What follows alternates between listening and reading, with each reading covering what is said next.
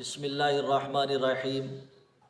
ماہ ربیع الاول کے فضائل میں سے ایک فضیلت یہ بھی بیان کی جاتی ہے کہ حضرت صلی اللہ علیہ وسلم نے فرمایا، جو شخص ماہ ربیع الاول کی آمد کی خوشخبری سنائے اس کے لیے جنت واجب ہوگی۔ آیا اس قسم کی کوئی حدیث ہے یا نہیں، یا اس کی شرعی کیا حیثیت ہے؟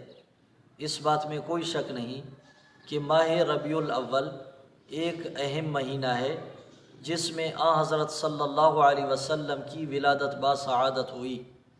اللہ رب العزت نے سرکار دو عالم صلی اللہ علیہ وسلم کی ولادت باسعادت کے لیے ماہ ربیع الاول کو منتخب فرمایا۔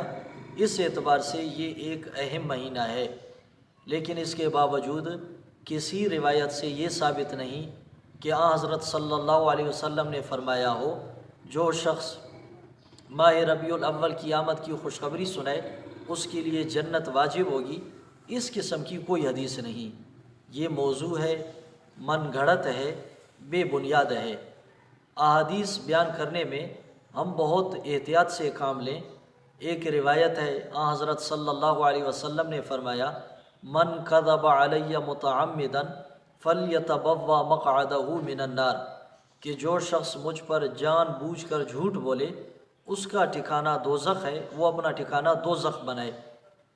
مطلب یہ ہے کہ ایک روایت ثابت نہیں، ایک حدیث ثابت نہیں، اور ہم اس کی نسبت حضرت صلی اللہ علیہ وسلم کی طرف کر کے آگے بیان کریں۔ جب یہ روایت ثابت نہیں تو یہ حضرت محمد صلی اللہ علیہ وسلم پر جھوٹ ہے، اور حضرت صلی اللہ علیہ وسلم پر جھوٹ بولنے کی وجہ سے شریعت کے احکام میں تبدیلی آئے گی۔ تو آپ صلی اللہ علیہ وسلم فرما رہے ہیں کہ جو شخص مجھ پر جان بوجھ کر جھوٹ بولے وہ اپنا ٹھکانہ دوزخ بنائے۔ تو روایات کے معاملے میں ہم بہت احتیاط سے کام لیں۔ ایک اور روایت بھی بیان کی جاتی ہے جو موضوع من گھڑت ہے۔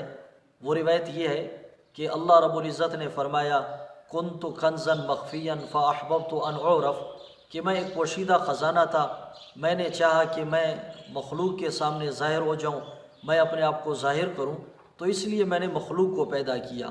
یہ روایت بہت بیان کی جاتی ہے، لیکن یہ موضوع من گھڑت ہے۔ ایک مشہور واقعہ ہے جو موضوع من گھڑت ہے، وہ واقعہ یہ ہے کہ جب حضرت صلی اللہ علیہ وسلم کی بعثت ہوئی، جب آپ نے دعوت کا کام شروع کیا تو لوگ آپ کے مخالف ہوئے۔ ان مخالفین میں ایک خاتون تھی، بڑھیا عورت تھی۔ اس نے اپنے گھر کے سامان کو جمع کیا اور یہ ارادہ کیا کہ میں مکہ کو چھوڑ کر کہیں اور جاؤں گی۔ حضرت صلی اللہ علیہ وسلم کی ان سے ملاقات ہوئی تو آپ نے پوچھا کہ اماں جی کہاں جانے کا پروگرام ہے؟ تو خاتون کہنے لگی، بیٹا میں مکہ کو چھوڑ کے کہیں اور جاؤں گی۔ تو آپ نے فرمایا کہ میں آپ کی کیا خدمت کروں؟ انہوں نے کہا یہ سامان اٹھائیں۔ حضرت صلی اللہ علیہ وسلم نے وہ سامان اٹھایا۔ اس عورت نے جہاں جانا تھا وہاں وہ پہنچ گئی۔ حضرت صلی اللہ علیہ وسلم نے وہاں ان کا سامان رکھا تو یہ بڑھیا بہت خوش ہوئی۔ انہوں نے کہا کہ بیٹے میں آپ کو ایک نصیحت کرتی ہوں، وہ یہ کہ میں بھی مکہ اس لیے چھوڑ رہی ہوں کہ وہاں کوئی نبی آئے ہیں جنہیں محمد کہتے ہیں، ان کی باتوں میں جادو ہے، اور ان کی وجہ سے لوگوں کے درمیان اختلاف پیدا ہوا، اور وہ ہمارے بتوں کو برا بلا کہتے ہیں، تو آپ ان سے نہ ملیں، ان کی بات نہ سنیں، میری آپ سے یہ نصیحت ہے۔ اس کے بعد اس خاتون نے پوچھا، بیٹا آپ کا کیا نام ہے؟ تو آپ نے فرمایا، اماں جی محمد مجھے کہتے ہیں۔ تو یہ آپ کے اخلاق تھے، ان اخلاق کی وجہ سے یہ بڑھیا عورت بھی مسلمان ہو گئی۔